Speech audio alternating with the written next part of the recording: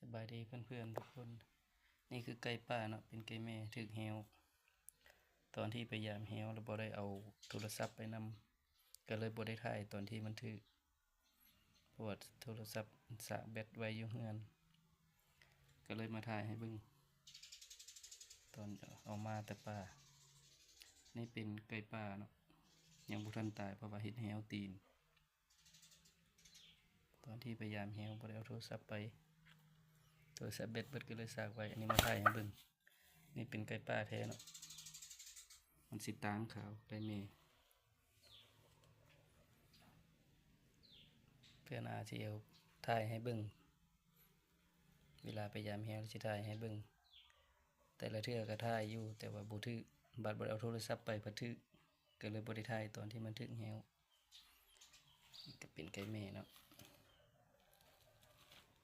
ช่วงนี้ไก่กำลังฟักไข่กำลังไข่เดือน3เดือน4ไก่แม่มีหยังก็สนใจก็ถามได้เด้อว่าเฮ็ดแฮวแบบใดมันจังถึก